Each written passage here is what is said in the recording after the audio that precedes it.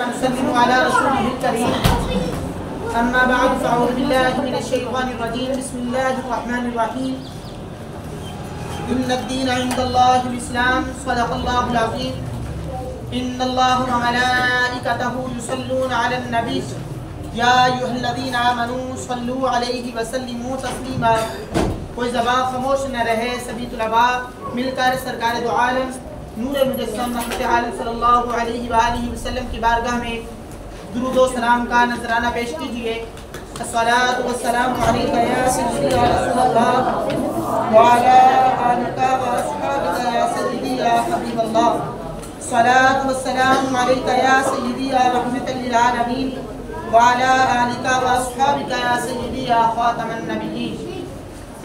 پیارے طلباء، جیسا کہ آپ جانتے ہیں آج کل کا ہمارا وہ چیپٹر جو عقائد کے حوالے سے تھا وہ مکمل ہوا، جس کے اندر ہم نے مذہب اور دین کے حوالے سے مسلک سے مراد ایمان اور اسلام سے مراد، اور اسی طرح عقیدہ اسلام، عقیدہ توحید، اسی طرح فرشتوں کے بارے میں عقیدہ، آسمانی کتابوں اور صحیفوں کے بارے میں عقیدہ، اسی طرح انبیاء کرام علیہم الرضوان کے بارے میں عقیدہ، اسی طرح ختم نبوت پر بھی ہماری بات ہوئی، اسی طرح موت کے متعلق جو عقیدہ ہونا چاہیے، اس کے علاوہ قیامت اور حشر کا بیان، صحابہ کرام علیہم الرضوان کے بارے میں عقیدہ، اسی طرح اولیاء اللہ کے بارے میں جو ہمارا عقیدہ ہونا چاہیے وہ، پھر اسی طرح بدعت کا بیان، پھر تقلید کا بیان. اور کل میں نے آپ طلباء سے عرض بھی کی تھی ایمان مفصل اور ایمان مجمل بھی یاد کر کے لائیے گا، اور اس کے علاوہ کلمے بھی یاد کر کے لائیے گا. آج ایک بچہ کھڑا ہو کے مجھے ایمان مفصل سنائے گا. فاروق آپ کھڑے ہوں، ایمان مفصل سنا دیں.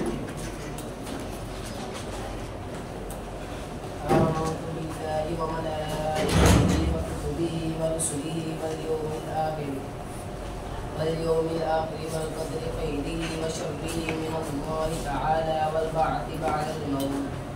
احمد رضا آپ کھڑے ہوں گے، ایمان مجمل پڑھیں گے. بسم اللہ الرحمن الرحیم. آمنت باللہ کما هو بأسمائه وصفاته وقبلت جميع أحكامه إقرار باللسان وتصديق بالقلب. حسن آپ کھڑے ہوں، پہلا کلمہ سنائیں گے. پہلا کلمہ. بسم اللہ الرحمن الرحیم. پہلا کلمہ ترجمہ پاک لا الہ الا اللہ محمد رسول اللہ. ایکٹیو ہو کے اس میں ہنسنا نہیں ہے بالکل، اور توجہ کے ساتھ آپ نے پڑھنا ہے، سیریس ہو کے پڑھنا ہے، اور بلند آواز سے پڑھیں گے. بسم اللہ پڑھنے کی ضرورت نہیں ہے. قرآن پاک فرقان حمید جب پڑھیں گے تو اس میں آپ اعوذ باللہ بسم اللہ پڑھ سکتے ہیں. آپ کھڑے ہوں. احمد سہیل دوسرا کلمہ پڑھیں. آپ دوسرا کلمہ شہادت.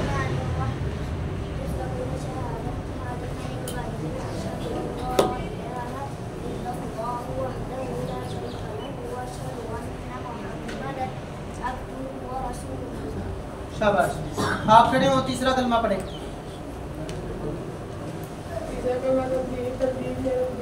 سبحان اللہ والحمد للہ ولا الہ الا اللہ واللہ اکبر ولا حول ولا قوة الا باللہ العلی العظیم. نقیب آپ کھڑے ہو جائیں. چوتھا کلمہ پڑھیں. آپ لا إله إلا الله وحده لا شريك له له الملك وله الحمد يحيي ويميت وهو حي لا يموت أبدا ذو الجلال والإكرام لا إله إلا الله على كل شيء. مبین آپ کھڑے ہو جائیں. پانچواں کلمہ پڑھیں. آپ باقی جو ہے توجہ کریں، دوبارہ سبھی سے نہیں سنے جانے کیونکہ اتنا ٹائم نہیں ہوتا.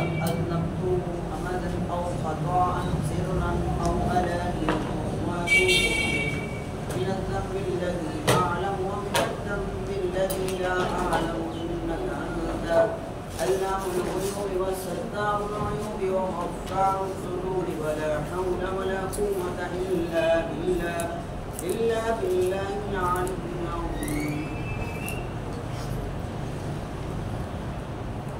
آپ کھڑے ہو جائیں. نبید چھٹا کلمہ پڑھیں گے. چھٹا کلمہ ردی کفر میں کفر سے انکار کرنا.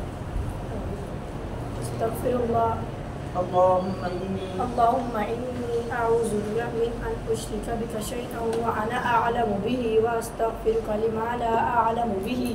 تبت عنه وتبرأت من الكفر والشرك والكذب والغيبة والبدعة والنميمة والفواحش والبهتان والمعاصي كلها وأسلمت وأقول لا إله إلا الله محمد رسول الله. شاباش. یہ بھی ہمارے کلیئر ہوئے ایمان مفصل، ایمان مجمل اور 6 کے 6 کلمے. اب بھی اگر کسی بچے کو یاد نہ ہو تو وہ کوشش کرے کہ وہ بھی یاد کر لے. یہ چھوٹے بچے بھی جو ہے کہ سبھی کو تمام کے تمام کلمے بھی آنے چاہیے، ایمان مفصل، ایمان مجمل بھی. اب ہم اس کتاب میں سے جو قرآن پاک فرقان حمید کے بارے میں علم ہے وہ جاننا چاہیں گے. علم القرآن و آداب قرآن کے جو چیپٹر ہے اس میں سے ہم پڑھیں گے سورتوں کا نام اور ترجمہ. کل ہم نے کچھ سورتوں کا نام اور ان کا ترجمہ ذکر کیا تھا. آگے 53 نمبر پہ سورت حدید ہے. سورت حدید جس کا معنی ہے لوہا، یہ ہم نے ذکر کر دیا تھا.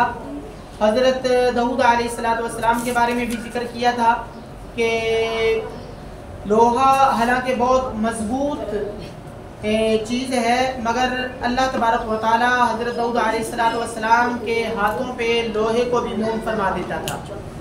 یہ حضرت داؤد علیہ السلام کا معجزہ تھا کہ لوہے کو پکڑتے تو وہ بالکل موم ہو جاتا. اسی سے پھر وہ ڈھالے وغیرہ بھی بنایا کرتے تھے، تلوار وغیرہ بھی اسی سے تیار کر لیا کرتے تھے لوہے سے.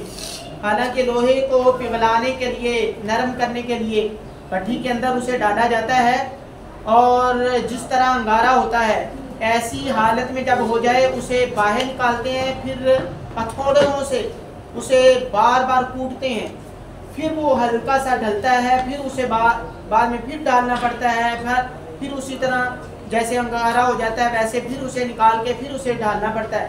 بار بار اسے ضربیں لگانی پڑتی ہیں. اس کے بعد اسے باقاعدہ طور پہ صاف کرنا پڑتا ہے، برابر کرنا پڑتا ہے. بڑی اس پہ محنت ہوتی ہے. مگر حضرت داؤد علیہ السلام جیسے ہاتھ میں لیتے تھے لوہا موم ہو جایا کرتا تھا. اس کے بعد سورہ مجادلہ ہے جس کا نام بحث و تکرار ہے، یہ بھی ہم نے ذکر کر دیا تھا. سورۃ حشر جس کا نام جمع ہونا. سورہ ممتحنہ امتحان لینے والی، اس کا معنی یہ ہے امتحان لینے والی. اور سورہ صف بستہ یعنی سیدھی صف کو کرنا. اس کے بعد آپ جانتے ہیں سورہ جمعہ، جس کا معنی بھی جمعہ ہی ہے جو ہم جمعۃ المبارکہ ادا کرتے ہیں، اسی کے حوالے سے کیونکہ یہ سورۃ نازل ہوئی. اس کے بعد سورہ منافقون ہے، اس کا معنی بھی منافق لوگ ہے. سورۃ تغابن ہے، خسارے سے دوچار ہونا. سورۃ طلاق، اس کا معنی ہے آزاد کرنا یا طلاق دے دینا. اس کے بعد سورۃ تحریم ہے، حرام کر دینے والا، اس کا معنی ہے. سورہ ملک ہے، اس کا نام ہے بادشاہی، کیونکہ تمام کی تمام بادشاہی اللہ تبارک و تعالیٰ کی ہے، تو اسی میں اسی چیز کا ذکر ہے کہ تمام بادشاہی اللہ تبارک و تعالیٰ کی ہے. اس کے بعد سورہ قلم ہے. سورہ قلم کے اندر قلم کا ذکر ہے، جس سے تمام کے تمام لوگوں کے اعمال لکھے گئے ہیں کہ اس نے کب اس دنیا سے انتقال کرنا ہے، کب اس نے زندہ ہونا ہے. اس قلم کا اس میں ذکر ہے. سورہ حاقہ ہے، حاقہ کہتے ہیں حقیقت کو یا قیامت کو کہتے ہیں. سورہ معارج ہے، معارج کا معنی بلندیاں ہیں. سورہ نوح، حضرت نوح علیہ السلام کے نام پہ نازل ہوئی، وہ اللہ تعالیٰ کے پیغمبر تھے. سورہ اس کے بعد جن ہے، جن بھی ایک مخلوق ہے جسے اللہ تبارک و تعالیٰ نے آگ سے بنایا ہے. اس کے بعد سورۃ مزمل ہے، چادر لپیٹنے والے کو کہتے ہیں. اور حضور نبی کریم صلی اللہ علیہ وسلم نے جب چادر کو لپیٹا اپنے جسم پر، اللہ تبارک و تعالیٰ کو ادا پسند آئی تو اللہ تبارک و تعالیٰ نے اس سورت کو نازل فرما دیا. اس کے بعد جب آپ نے چادر کو اوڑھا، اپنے اوپر اوڑھا، تو وہ بھی ادا اللہ تبارک و تعالیٰ کو پسند آئی. اس نام پہ سورت مدثر نازل فرما دی. یعنی کہ جو بھی اللہ تبارک و تعالیٰ کو محبوب علیہ الصلوۃ والسلام کی ادا پسند آتی تھی اللہ تبارک و تعالیٰ اسے قرآن بنا دیتا تھا۔ اسی طرح اس کے بعد سورت قیامہ ہے، قیامہ یقیناً قائم ہونے والی یعنی کہ قیامت کے بارے میں۔ اس کے بعد سورت دار ہے، دار بنی آدم لوگوں کو وہ بھی کہا جاتا ہے اور انسان بھی اس کا نام ہے، اور بنی آدم کیونکہ حضرت آدم علیہ السلام کی اولاد ساری کی ساری انسان ہی ہے، اس وجہ سے سورہ اس کا نام سورۃ دار ہے، دار انسان کو بھی کہتے ہیں۔ سورہ مرسلات ہے جس کا نام ہوائیں ہے۔ اس کے بعد سورہ نبا ہے، نبا اہم خبر کو کہتے ہیں۔ اس کے بعد سورۃ النازعات ہے، کھینچنے والیاں، ہوا کی صفت یعنی جو ہوا کھینچ کے لے جاتی ہے، اڑا کے لے جاتی ہے، اسے صافات کہا جاتا ہے، اسے نازعات کہا جاتا ہے۔ اس کے بعد سورہ عبسہ ہے، تیوری چڑھانا یعنی کہ غصہ ہونا، کسی پہ روب جمانا۔ اسی طرح سورۃ تکویر، تکویر کا معنی لپیٹنا ہے۔ اس کے بعد سورۃ انفطار ہے، اس کا معنی دراڑ ہے، دراڑ۔ اس کے بعد سورہ مطففین ہے، ناپ تول میں کمی۔ اس کے بعد سورہ انشقاق ہے، شق ہونا یعنی کہ جس طرح پہاڑ شق ہو جائے، درمیان سے کٹ جائے، اسے شق کہا جاتا ہے۔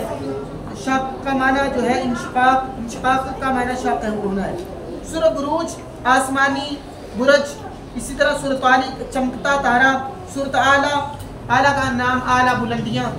اس کے بعد سورۃ غاشیہ آنے والی آفت۔ سورۃ فجر، فجر کو کہتے ہیں۔ سورۃ بلد، بلد کہتے ہیں شہر کو، عربی میں بلد جو نام ہے یہ شہر کے لیے استعمال ہوتا ہے، اور سورت کا نام بھی مکہ المکرمہ شہر کے بارے میں نازل ہوئی۔ اسی طرح سورۃ شمس ہے، شمس کا معنی سورج ہے۔ اس کے بعد اگلی جو صورتیں ہیں وہ انشاءاللہ ہم کل ذکر کرتے ہیں۔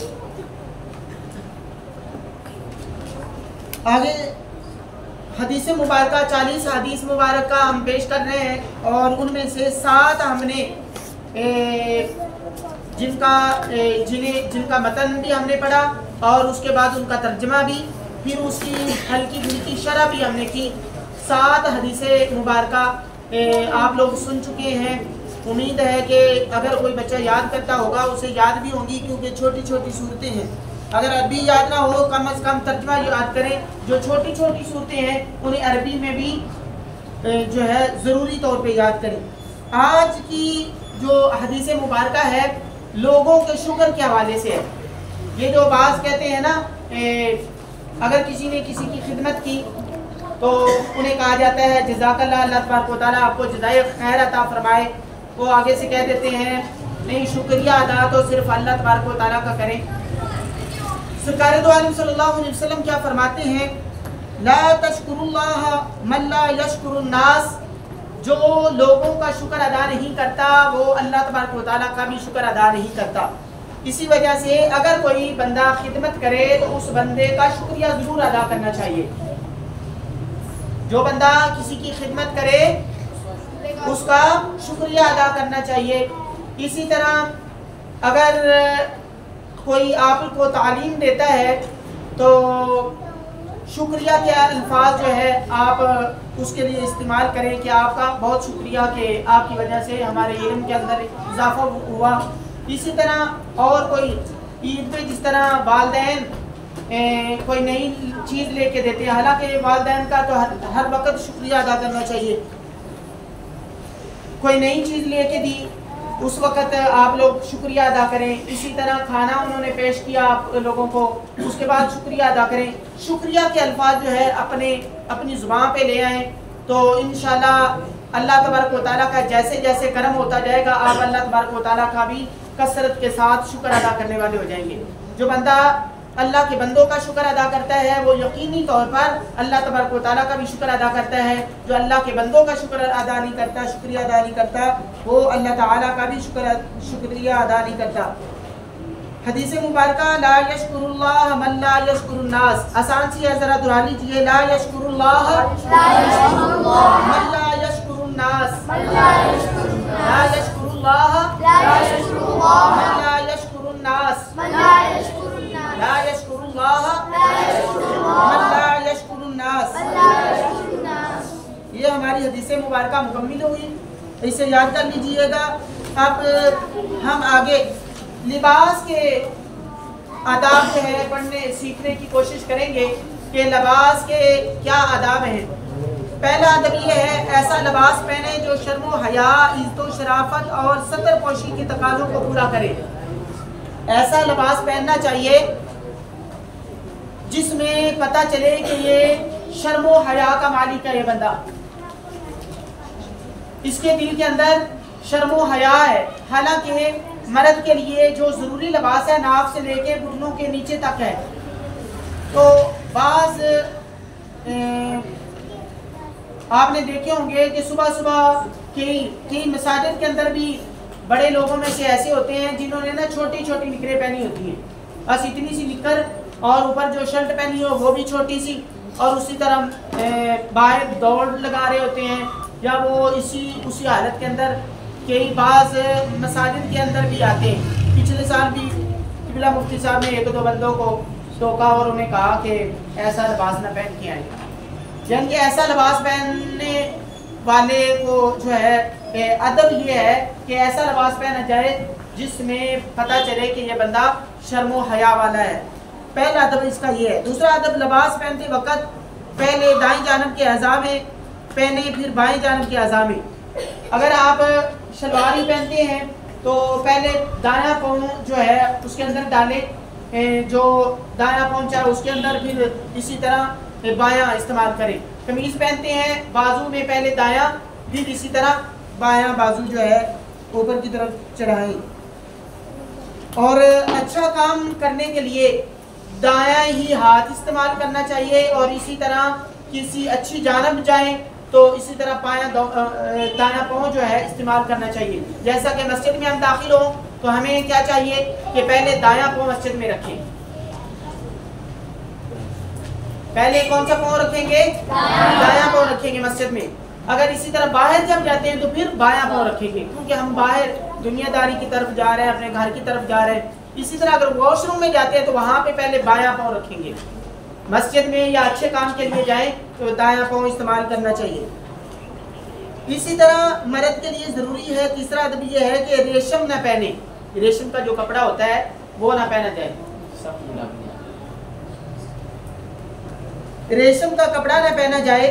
इसी तरह चौथा अदब ये है, मर्द अपनी चादर, शलवार, पैंट, ट्राउज़र वगैरह टखनों से नीचे ना लटकाए। टखनों से मर्द के लिए ज़रूरी है कि उनके कपड़े टखनों के नीचे ना हों। ठीक है, एक मरतबा मैंने आप लोगों को इसके बारे में जो वईद आई है वो भी आप लोगों को सुनाई थी कि जिसके टखने छुपे हुए होंगे कल क़यामत, जानबूझ के तकब्बुर के से वो अपने टखनों को छुपा के रखेगा, कल के क़यामत वाले दिन उसे ऐसा अज़ाब दिया जाएगा कि आग का जूता उसे पहना दिया जाएगा, और आग का जूता ऐसा होगा कि उसका दिमाग ऐसे उबल रहा होगा जैसे हंडिया जो है उसके नीचे आग जलाई हो तो हंडिया उबल रही होती है, ऐसे ही उसका दिमाग उबल रहा होगा।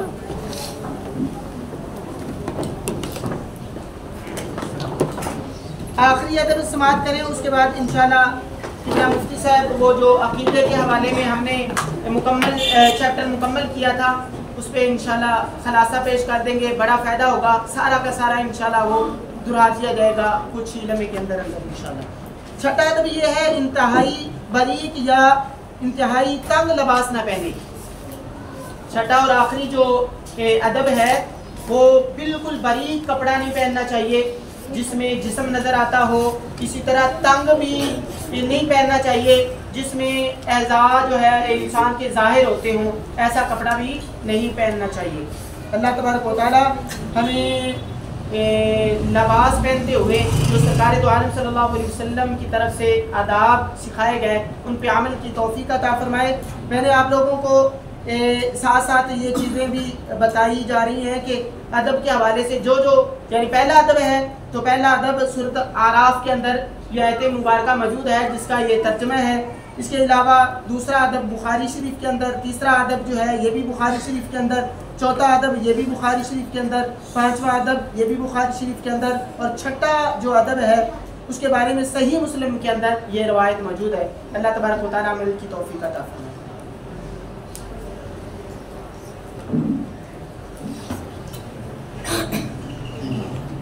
السلام علیکم. بسم اللہ الرحمن الرحیم.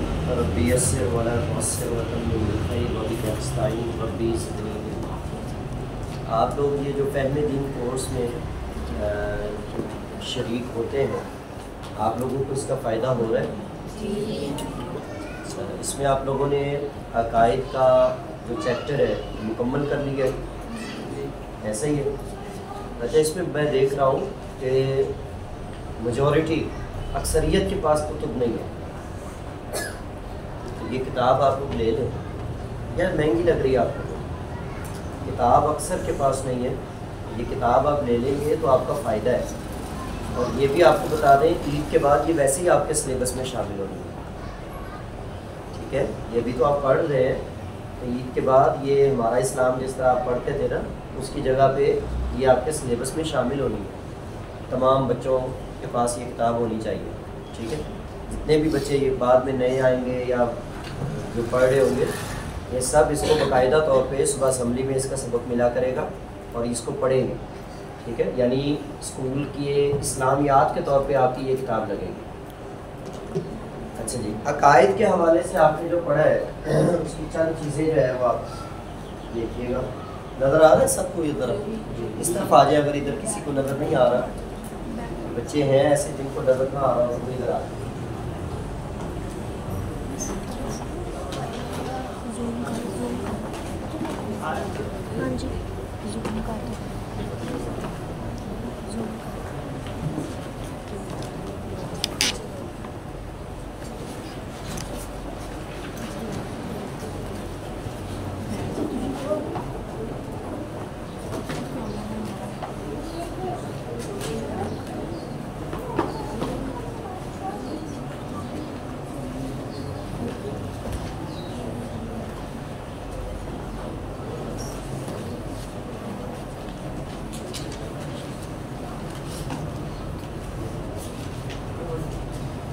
یہ میں نے کچھ کوڈ ورڈ لکھے ہیں. یہ الفاظ جو ہیں یہ کوڈ ورڈ ہے. کسی بھی شخص کی پہچان آپ نے کرنی ہے. مثال کے طور پہ ایک مثال دے دو سمجھانے کے لیے کہ آپ لوگوں کو کوئی ڈیڈ باڈی ملی، مرا ہوا بندہ ملا، مرا ہوا بندہ ملا. اب آپ کیسے جانیں گے کہ اس کا جنازہ پڑھنا ہے یا نہیں پڑھنا؟ یہ کافر ہے یا مسلمان ہے؟ سب سے پہلے آپ اس چیز کو دیکھیں گے کہ یہ عیسائی تو نہیں تھا، سکھ تو نہیں تھا، ہندو تو نہیں تھا. تو مطلب کیا ہو گیا اس کا؟ دین کیا ہے اس کا؟ دین کیا ہے؟ اگر تو اس کا دین اسلام ہے، مسلمان ہے، تو آپ سمجھ جائیں گے کہ بھئی ٹھیک ہے یہ مسلمان ہے. یہ کیا ہے؟ مسلمان. مذہب اور دین دونوں آپس میں ملتے جلتے لفظ کہ بھئی اس کا مذہب کیا ہے. لیکن دین کا لفظ جو ہے یہ کامن، سب سے پہلے دین آئے گا. سب سے پہلے کیا آئے گا؟ دین. یہی وجہ ہے قبر کا جو سوال ہے وہ بھی یہی ہے، ما دینک کا، تیرا دین کیا ہے. وہاں یہ نہیں ہے کہ ما مذہبک کا، تیرا مذہب کیا ہے. وہاں کیا ہے؟ ما دینک کا، تیرا دین کیا ہے. تو دین کے بارے میں ایک کامن سوال، جنرل سوال کہ پہلے دین کے بارے میں پتا ہو. کسی شخص کا بھی تعین کرنا ہے، اس کے جنازہ پڑھنا ہے یا نہیں پڑھنا، اس کے ساتھ لین دین کرنا ہے یا نہیں کرنا، اس کے گھر جا سکتے ہیں یا نہیں جا سکتے. مذہب کیا ہے؟ مذہب ویسے تو یہی ہے کہ ہمارا مذہب اسلام ہے، لیکن مذہب کا لفظ جو ہے یہ اور بھی معنوں میں استعمال ہوتا ہے. ٹھیک ہے، مذہب کہا جاتا ہے جس طریقے پر وہ چاہ رہا ہے. مثال کے طور پر مذہب کیا ہے، پھر ہم دیکھیں گے اس کا عقیدہ ٹھیک ہے یا نہیں. مثال کے طور پہ نماز جنازہ ہو رہا ہے کسی جگہ پہ، آپ نے یہ مسئلہ سنا ہوگا پہلے کہ جی فلاں کا جنازہ پڑھیں گے تو ایسا ہو جائے گا. اس کا جنازہ پڑھنا جائز ہے یا نہیں پڑھنا جائز؟ تو وہ کس بنا پہ ہوتا ہے مسئلہ؟ عقیدے کی بنا پہ. کس کی بنا پہ؟ جس طرح یہ دو لفظ آپس میں ملتے جلتے ہیں اسی طرح یہ دو لفظ آپس میں ملتے جلتے ہیں. کون کون سے؟ عقیدہ اور مسلک. یعنی اس کا عقیدہ کیا ہے یا اس کا مسلک کیا ہے، یہ ایک ہی بات ہے. ٹھیک ہے. جس طرح مذہب اور مسلک، یہاں بھی میم ہے یہاں بھی میم ہے. مذہب اور مسلک دونوں کا مطلب ہوتا ہے کسی کے طریقے پر چلنا، کسی کے اور دین اور عقیدہ یہ دونوں آپس میں مترادف الفاظ لگتے ہیں کہ دین تو ہے جی اس کا دین اسلام ہے یا عیسائی ہے. عقیدہ کیا ہے؟ اب عقیدے میں بھی یہی چیز دیکھی جاتی ہے کہ بھئی بنیادی عقائد ہے جی 5. کتنے ہیں؟ 5. کون کون سے؟ نہیں، عقیدہ نماز روزہ زکوٰۃ یہ تو وہ ارکان اسلام بتا رہے نا، یہ تو عمل ہے. نماز روزہ رکھتے ہیں ہم، حج کرتے ہیں ہم، زکوٰۃ دیتے ہیں ہم، عمل نہیں عقیدہ. بنیادی عقائد 5 ہیں. کون کون سے؟ نہیں پڑھے؟ بولیے ذرا. توحید. آگے نہیں پڑھے؟ آگے یہ تو میں لکھ رہا ہوں تو آپ بول رہے ہو. ملائکہ، آسمانی کتابیں، آخرت. بنیادی عقائد جو ہے یہ 5 ہے. ارکان اسلام بھی 5 ہے. ارکان اسلام میں پہلا رکن جو ہے یہ توحید اور رسالت آتا ہے. ٹھیک ہے. اور اسی کے ساتھ ہی آتے ہیں عقائد. اس کے ساتھ بعض نے چھٹا جو ہے وہ شامل کیا تقدیر کو. بعض نے کہا والبعث بعد الموت. ایمان مفصل اور ایمان مجمل یہ عقیدہ ہے. ٹھیک ہے. آئندہ آپ لوگوں سے جب سوال ہوگا کہ عقائد کتنے ہیں تو آپ ایمان مفصل اور ایمان مجمل میں جن چیزوں کا بیان ہے آمنت باللہ وملائکتہ وکتبہ ورسلہ والیوم الآخر. نظر آ رہا ہے ادھر؟ دوبارہ آمنت باللہ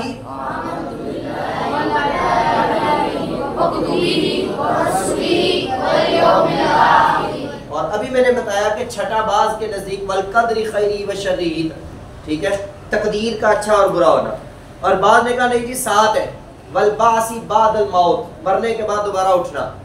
اور یہ جو آخری 2 ہے اس میں اس لیے شامل نہیں کہ اس کو اکثر نے جو ہے وہ آخرت کے ضمن میں شامل کیا ہو.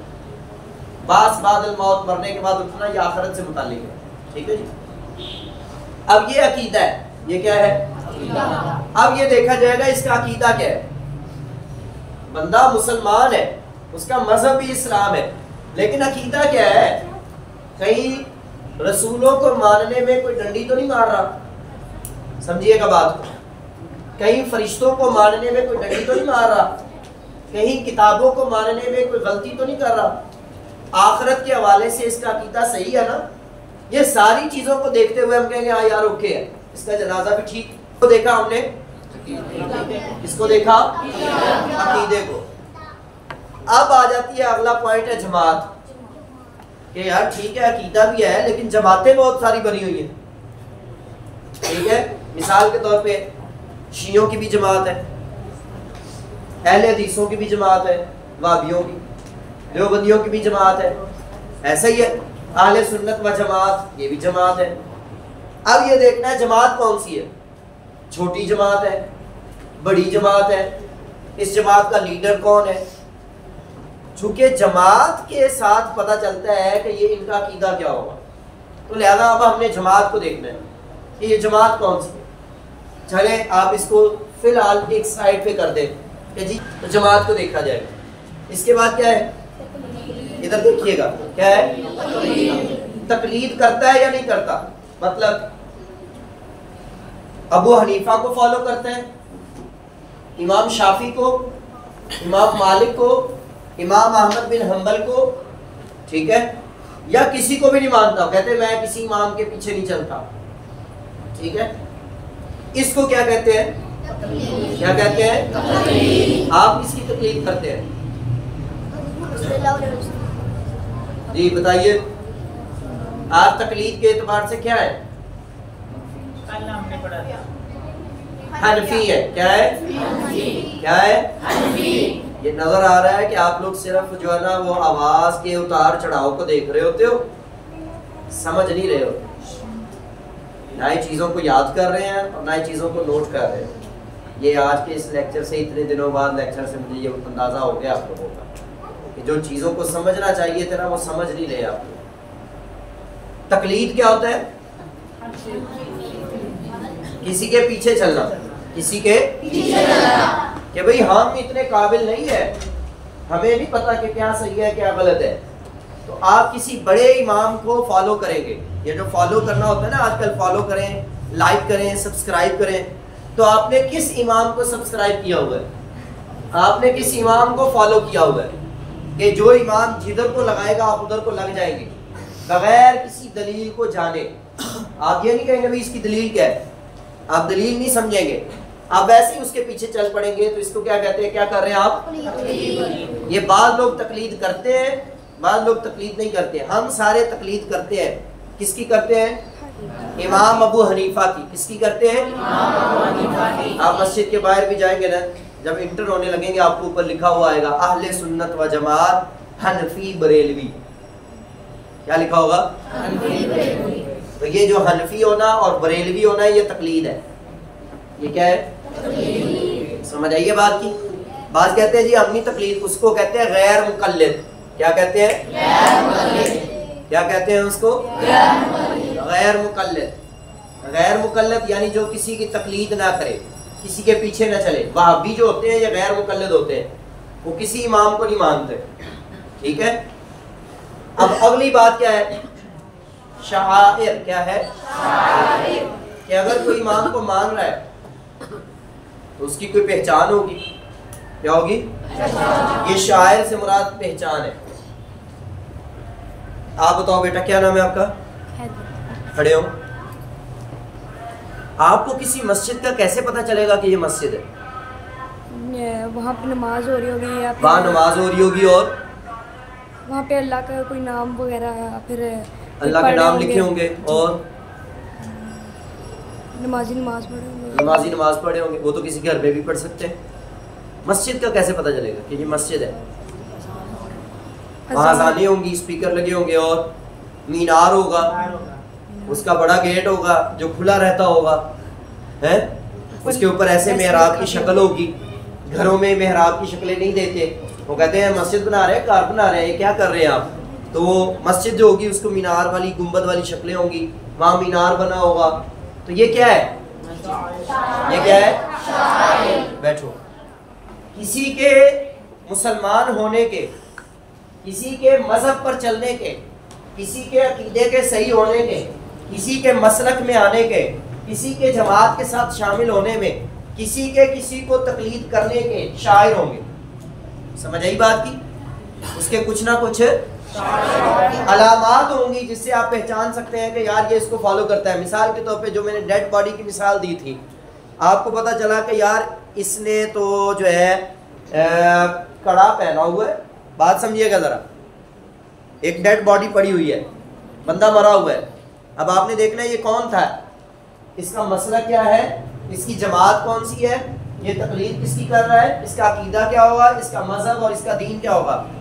آپ نے دیکھا کہ اس کے بازو میں کڑا ہے جس کے اوپر یا علی یا حسین لکھا ہوا ہے اور تلواریں بنی ہوئی ہیں. ٹھیک ہے.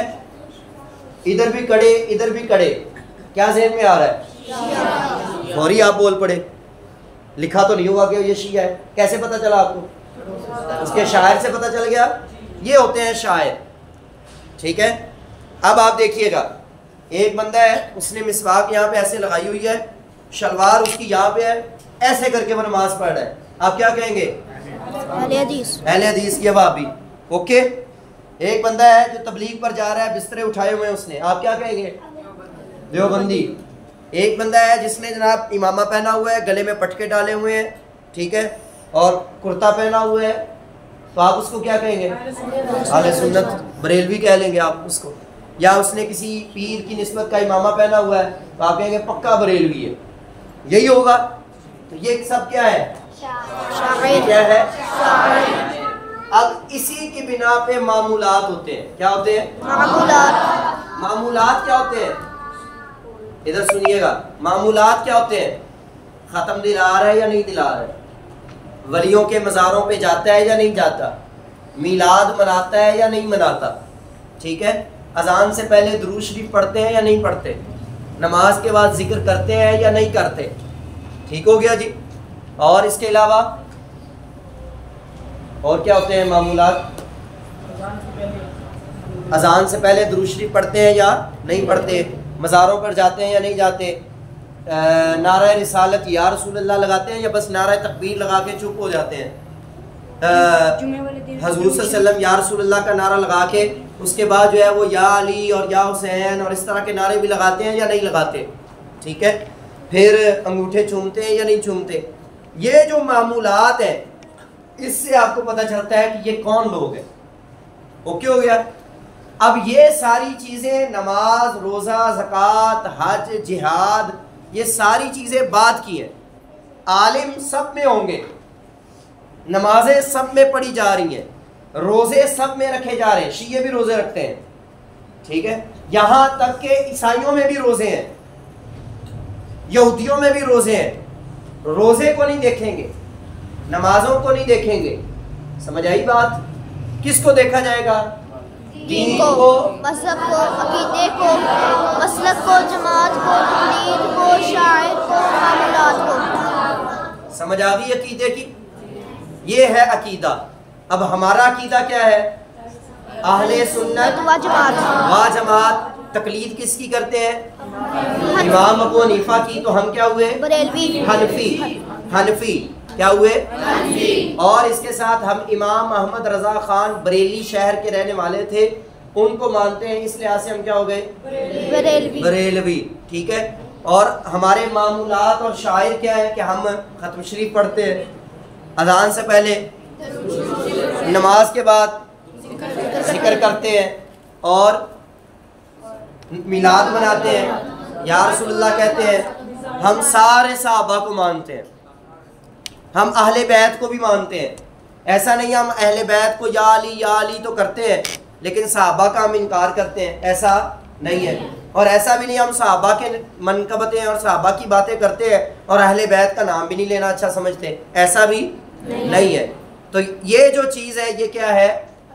عقیدہ۔ یہ کیا ہے؟ عقیدہ اچھا ہوگا تو عمل آپ کا قابل قبول ہے، عقیدہ اچھا نہیں ہے جتنے مرضی عمل کر لے آپ کا عمل قابل قبول نہیں ہے۔ اور اگلی بات، لاسٹ پوائنٹ ہے ہماری اس عقیدے کے چیپٹر کو کلوز کرنے کے لیے، کیا لکھا ہے میں نے؟ ادب۔ کیا لکھا ہے؟ ادب۔ کیا لکھا ہے؟ ادب۔ کیا لکھا ہے؟ ادب۔ کس کا؟ اللہ کا۔ کس کا؟ اللہ کا۔ کس کا؟ رسول اللہ صلی اللہ علیہ وسلم کا۔ ادب کس کا؟ صحابہ کا۔ ادب کس کا؟ اہل بیت کا۔ ادب کس کا؟ ولیوں کا، نیک لوگوں کا۔ اگر آپ کو کوئی بندہ کسی مسلک کا، کسی تقلید کا، کسی جماعت کا، بریلوی ہو، دیوبندی ہو، شیعہ ہو، وہابی ہو، سکھ ہو، جو مرضی ہو، اگر آپ کو ادب نظر نہ آئے تو وہ جھوٹا ہے۔ وہ کیا ہے؟ جھوٹا، غلط ہے وہ بندہ۔ ولیوں کا ادب نہ کرے، نبیوں کا ادب نہ کرے، فرشتوں کا ادب نہ کرے، رسول صلی اللہ علیہ وسلم کا ادب نہ کرے، اللہ کا ادب نہ کرے، قرآن کا ادب نہ کرے، جو ادب نہیں کرے گا وہ کیا ہوگا؟ جھوٹا ہوگا، غلط ہوگا۔ اور جو ان سب کا ادب کرے آپ کہہ سکتے ہیں یہ بندہ اوکے ہے، صحیح ہے۔ تو پھر آپ کیا کر سکتے ہیں؟ شادی بھی ہو سکتی ہے اس کی طرف، اس کا جانور بھی ذبح اوکے ہے، اس کے ہاں کھانا بھی کھا سکتے ہیں، اس کو کھانا کھلا بھی سکتے ہیں، اس کو صدقہ خیرات بھی دے سکتے ہیں، ٹھیک ہے جی، اس کے ساتھ لین دین بھی کر سکتے ہیں، باقی سارے۔ لیکن اگر ادب نہیں ہے، عقیدہ صحیح نہیں ہے، دین نہیں ہے، مذہب نہیں ہے، جماعت نہیں ہے، مسلک نہیں ہے، شاعر اور معمولات میں گڑبڑ ہے، تو اس سے بچیں گے، اس سے دور رہیں گے۔ اور بھائی تم نہیں، تم الگ ہو، ہم الگ ہیں، سمجھ آ گئی بات کی؟ اوکے، کوئی سوال کسی کا؟ یہ ہے عقیدہ، یہ آپ نے پہلے ڈیٹیل کے ساتھ سارا پڑھ لیا ہے، تو عید، رسالت، ملائکہ، آسمانی کتابیں، آخرت، جنت، دوزخ وغیرہ ساری چیزیں آپ نے پڑھ لی ہیں۔ یہ میں نے آپ کے سامنے اس کا خلاصہ رکھ دیا ہے کہ یہ عقیدہ پڑھنے کا اور پڑھانے کا یہ مقصد ہے۔ اللهم صل على سيدنا محمد وعلى آل سيدنا محمد وبارك وسلم. ربنا آتنا في الدنيا حسنة وفي الآخرة حسنة وقنا عذاب النار. یا الہ العالمین اس فہم دین کورس کو سب کے لیے آسان بنا. یا الہ العالمین اس میں جتنے بھی شرکاء ہیں، جتنے بچے بڑے شرکت کرتے ہیں، سب کو دارین کی سعادت نصیب فرما. یا الہ العالمین علم کے نور سے سب کے سینوں کو، سب کے دلوں کو منور فرما. یا الہ العالمین ان کے اساتذہ کی خیر فرما. ان تمام بچوں کو اپنے والدین کا، بڑوں کا ادب و احترام کرنے والا بنا.